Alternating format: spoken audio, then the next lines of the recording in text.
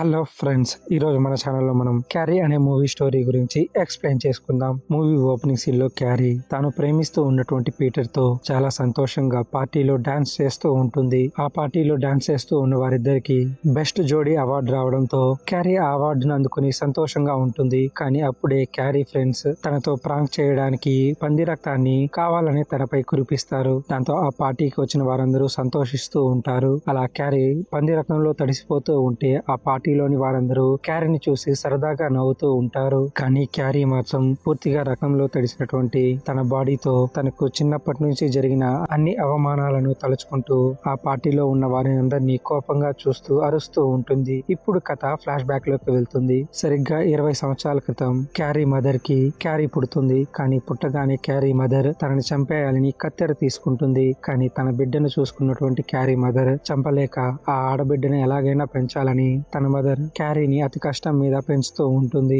ఇలా పుట్టినటువంటి క్యారీ ఎవరితోనూ కలవకుండా సైలెంట్ గా అమాయకంగా ఒంటరిగా ఉంటుంది. ఇలా ఒంటరిగా క్యారీ తన ఫ్రెండ్స్ తో పాటు హాస్టల్లో స్నానం చేస్తూ ఉన్నప్పుడు తనకు పీరియడ్స్ రావడంతో ఆ బ్లడ్ చూసినటువంటి క్యారీ షాక్ లో ఉంటుంది. కానీ అక్కడ ఉన్నటువంటి తన ఫ్రెండ్స్ మాత్రం తనపై జాలి చూపించకుండా క్యారీని అబ్యూస్ చేస్తూ తన ఫోటోలను వీడియోలు తీస్తూ క్యారీని మరింత ఇబ్బంది పెడుతూ ఉంటారు. ఇలా క్యారీ ఫ్రెండ్స్ లో సారా క్యారీని ఎక్కువ ఇబ్బంది పెడుతూ ఉంటుంది. ఆ ఫ్రెండ్స్ గ్రూప్ లోనే ఉన్నటువంటి ఆయన క్యారీ అలా బాధపడుతూ ఉంటే తనపై జాలిగా చూస్తూ ఉంటుంది. ఇలా తనని అందరూ ఏడిపిస్తూ ఉండటంతో క్యారీ ఏం చేయాలో తెలియక వారిపై అరుస్తూ కోప్పడుతూ ఉంటుంది. అందుకు క్యారీ ఫ్రెండ్స్ అందరూ కలిసి తనను కొడుతూ ఉంటారు. ఇంతలో అక్కడికి క్యారీ టీచర్ రావడంతో క్యారీ టీచర్ తనను సేవ్ చేసి తనకు కౌన్సిలింగ్ ఇస్తూ ఉంటుంది. కానీ క్యారీ తన ఫ్రెండ్స్ తనకు చేసిన అవమానంతో చాలా ఫ్రస్ట్రేట్ అవడంతో గట్టిగా అరుస్తుంది. ఆ శబ్దానికి అక్కడ ఉన్నటువంటి వస్తువులన్నీ పగిలిపోతాయి. దీంతో ఒకసారిగా భయపడినటువంటి క్యారీ టీచర్ తనని తన మదర్ ని పిలిచి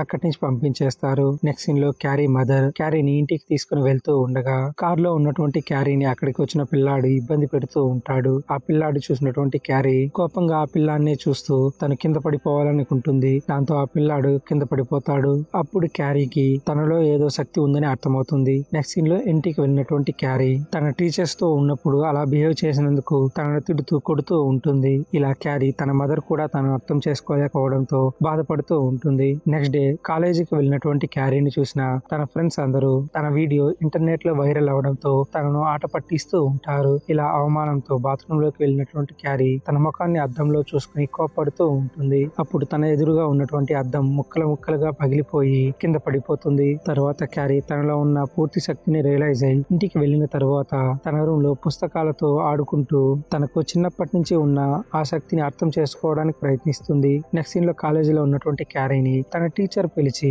ప్రాబ్లం సాల్వ్ చేయమని చెబుతాడు. అందుకు క్యారీ భయపడుతూనే ఆ ప్రాబ్లం ని అందరికీ ఎక్స్ప్లెయిన్ చేస్తూ ఉంటుంది. అప్పుడే క్యారీని సారా ఆట పట్టిస్తూ ఉంటుంది. అప్పుడు ఆ క్లాస్ లో క్యారీని ఏడిపిస్తూ ఉన్నటువంటి వారందరిపై యానా అరుస్తూ క్యారీకి సపోర్టివ్ గా మాట్లాడుతుంది. నెక్స్ట్ సీన్ లో యానా తన బాయ్ ఫ్రెండ్ అయినటువంటి పీటర్ ని కలిసి క్యారీకి ఎలాగైనా ధైర్యం చెప్పమని పీటర్ ని తన దగ్గరికి పంపిస్తుంది. తర్వాత పీటర్ క్యారీతో మాట్లాడడానికి ట్రై చేస్తూ ఉంటాడు. కానీ క్యారీ మాత్రం పీటర్ ని అవాయిడ్ చేస్తూ వెళ్తూ ఉంటుంది. కానీ పీటర్ క్యారీతో మాట్లాడి తనను కూల్ చేస్తాడు. ఇలా మొదటిసారిగా క్యారీ ఒక అబ్బాయితో మాట్లాడడంతో చాలా సంతోషంగా ఉంటుంది. ఈ విషయాన్ని తెలుసుకున్నటువంటి క్యారీ మదర్ క్యారీని అబ్బాయితో మాట్లాడొద్దని, ఇంకెప్పుడు తన ఫ్రెండ్స్ తో పాటు అలానే రోడ్డుపై వెళ్లే వారితో తన కోపాన్ని చూపించి వారికి ఏ హాని చేయవద్దని అంటూ ఉంటుంది. కానీ క్యారీ తన మదర్ తో తనను రోజు ప్రతి ఒక్కరూ అవమానిస్తూ ఉన్నారని తన మదర్ పై కోపడుతుంది. ఇలా క్యారీ తన మదర్ పై కోప్పడడంతో క్యారీ తనకు తెలియకుండానే తన మదర్ ని ఫిజికల్ గా హింసిస్తూ ఉంటుంది. దాంతో భయపడినటువంటి తన మదర్ క్యారీని తనను వదిలేయమని చెప్పడంతో క్యారీ అక్కడి నుంచి వెళ్లిపోతుంది. నెక్స్ట్ సీన్ లో హాస్టల్లో ఉన్నటువంటి సారా తన బాయ్ ఫ్రెండ్ తో కలిసి ఒక పంది ఫామ్ లోకి వెళ్లి ఆ ఫామ్ లో ఉన్నటువంటి పందుల యొక్క రక్తాన్ని సేకరిస్తుంది.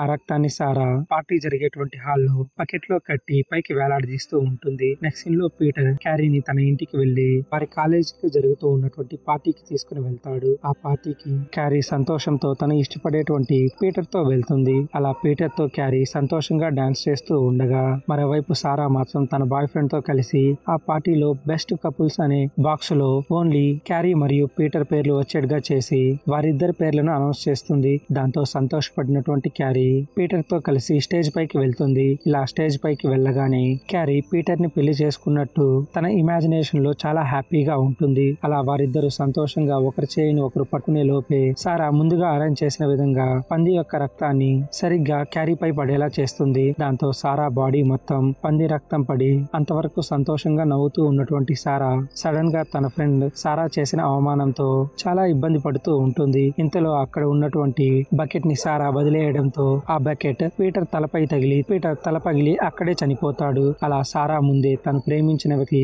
చనిపోవడంతో సారా చాలా బాధపడుతూ ఉంటుంది. ఇంతవరకు తనకు జరిగిన అవమానాలన్నీ గుర్తెచ్చుకున్నటువంటి క్యారీ చాలా కోపంగా అక్కడ ఉన్నటువంటి వారిని చూస్తూ ఉంటుంది. ఇప్పుడు కథ ప్రెజెంట్ లోకి వస్తుంది. ఇలా క్యారీ అక్కడున్న వారందరూ తనను చూసి ఎగతాళిగా నవ్వుతూ ఉండటంతో వారికి ఎలాగైనా తగిన బుద్ధి చెప్పాలని తనకు ఉన్నటువంటి పవర్స్ ను ఉపయోగించి అక్కడ ఉన్న ఒక్కొక్కరిని చంపేస్తూ ఉంటుంది. అది చూసిన వారందరూ తప్పించుకోవడానికి ట్రై చేసినప్పటికీ ఆ పార్టీ గేట్ ని అప్పటికే క్యారీ మూసేస్తుంది. కానీ సారా మాత్రం అక్కడి నుంచి తప్పించుకుని వెళ్లిపోతుంది.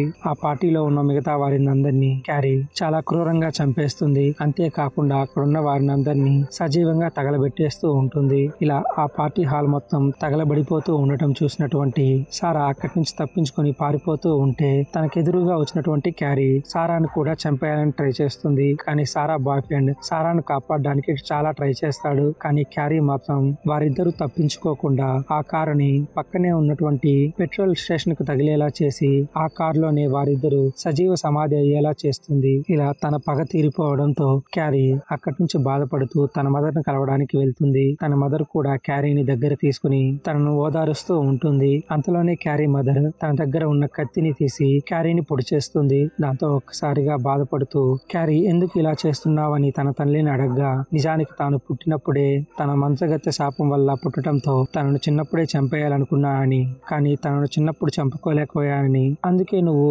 అమాయకులైన వారిని అందరినీ చంపావని తనను చంపేయాలని ప్రయత్నిస్తూ ఉంటుంది. అందుకు క్యారీ వారందరూ అమాయకులు కారని, వారు తనను ఎప్పటి నుంచో హింసిస్తూ ఉన్నారని చెప్పినా వినకుండా క్యారీ మదర్ మంచగత్తె ద్వారా పుట్టిన తన బిడ్డని తను చిన్నప్పుడే చంపకుండా తప్పు చేశానని, ఇక ఆ తప్పు చేయదలుచుకోవట్లేదని క్యారీని చంపడానికి ప్రయత్నిస్తుంది. దాంతో క్యారీ తన తల్లిపై తన శక్తిని ఉపయోగించి అక్కడున్న కత్తులన్నింటినీ తన మదర్ పై ప్రయోగిస్తుంది. ఆ కత్తులు తగిలినటువంటి తన మదర్ చావు బతుకుల్లో ఉంటుంది. ఇలా క్యారీ తాను పుట్టినప్పటి నుంచి ఎదుర్కొన్న అవమానాలు, అలానే తాను ప్రేమించిన వ్యక్తి తన కళ్ళ ముందే చనిపోవడం, ఇప్పుడు తన మదర్ ని తన చేతులారా తనే చంపుకోవడంతో క్యారీ బాధపడుతూ ఉంటుంది. సరిగ్గా అప్పుడే క్యారీని వెతుక్కుంటూ యానా అక్కడికి వస్తుంది. యానాని చూసినటువంటి క్యారీ ఇక తను బతికుండడం వేస్ట్ అని, తను చనిపోవాలని అక్కడి నుంచి తన మదర్ ని తీసుకుని తన శక్తిని ప్రయోగిస్తూ ఉంటుంది. అప్పుడు యానా క్యారీని ఆపడానికి తనను పట్టుకోగా యానా పీటర్ వల్ల ప్రెగ్నెన్సీ అయిందని తెలుసుకుని యానాను మాత్రం ఆ ఇంటి నుంచి దూరంగా పంపించేసి యానాను మాత్రం చివరిసారిగా తన శక్తిని ఉపయోగించి ఆ ఇంటి నుంచి దూరంగా పంపించి క్యారీ తన మదర్ ని తీసుకుని ఆ ఇంటితో పాటు భూమి లోపలికి వెళ్లిపోతుంది. ఇలా క్యారీ తన తప్పు లేకపోయినా తనకు ఉన్నటువంటి అమాయకత్వం వలన తన జీవితాన్ని కోల్పోవడంతో యానా తన సమాధి దగ్గరకు వెళ్లి తన ఆత్మకు శాంతి చేకూరాలని ప్రార్థిస్తూ ఉంటుంది. కానీ క్యారీ వల్ల చనిపోయిన వారందరూ చనిపోయిన క్యారీ సమాధిని కూడా హేట్ చేస్తూ ఉంటారు. కానీ నిజానికి క్యారీ అలా మారినందుకు నిజంగా దానికి కారణమైనటువంటి సారాని, తన బాయ్ ఫ్రెండ్ ని, అలానే సొసైటీని ఎప్పుడూ తప్పు పట్టదని, అలా మారిన క్యారీని మాత్రమే తప్పు పడుతుందని ఆయన ఆడియన్స్ కు చెబుతూ ఉండటంతో ఈ మూవీ ఇక్కడే ఎండ్ అవుతుంది.